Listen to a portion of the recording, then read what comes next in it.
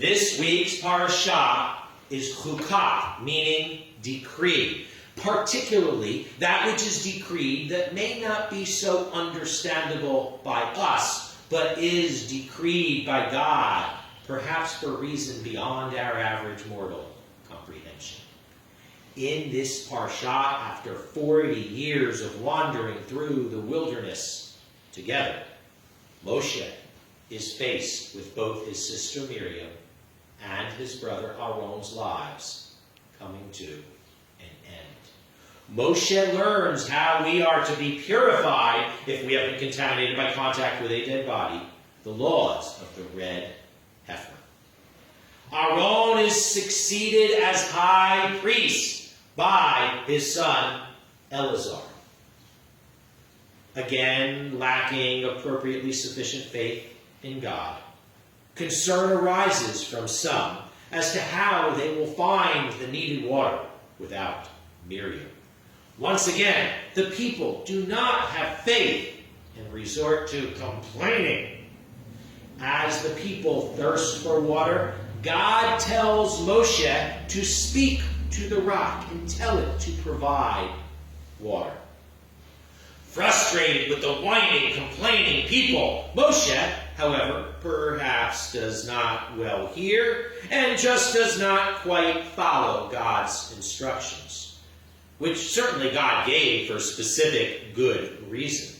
But instead of speaking to the rock, Moshe strikes the rock as had been instructed in the past.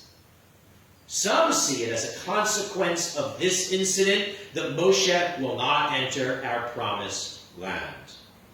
Be that fully the case or not. Ya'an lo ha'emantem bi, because you believed not in me. Lahakdisheni le'enei bnei Yisrael, to sanctify me in the eyes of the children of Israel. Some, though, see it that Moshe, regardless, was not ultimately to enter our promised land, as it would not be good for the people to elevate Moshe to the status of being more like a god.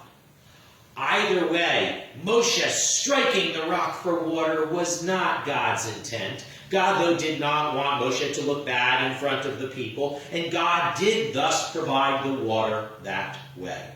But it would not have been good when entering our promised land for the people to look to Moshe as a god of sorts. It would be time for a new leader, for the people to see that we can have multiple good leaders.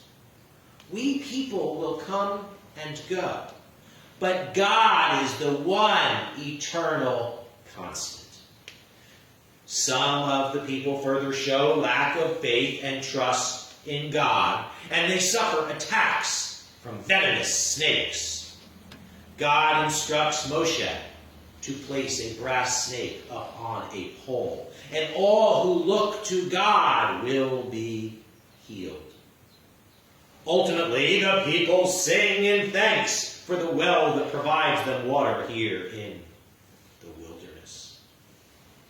This parashah especially focuses on the importance of being pure and holy to serve God.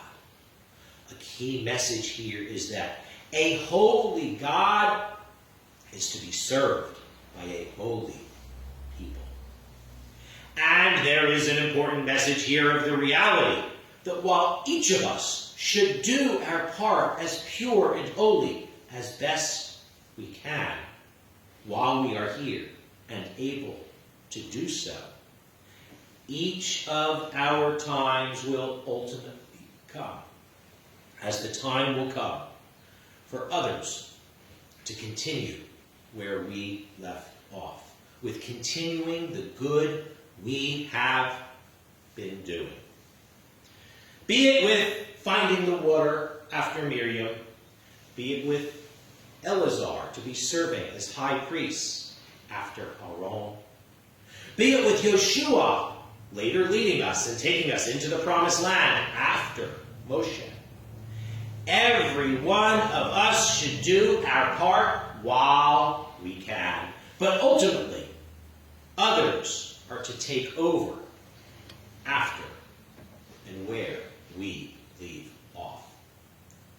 As is well communicated in Pirkei Avot, Lo alecha hamlacha ligmor, v'lo ata ben chorin lehibaltel mimena.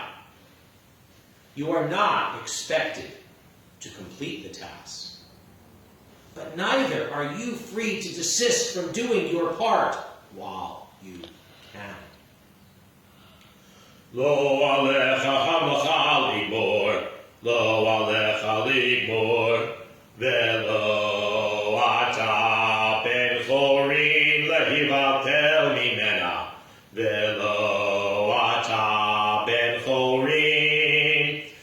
Again, you are not expected to complete the task, but neither are you free to desist from doing your part while you can. And I will leave you with that to ponder, as I wish you Shabbat Shalom.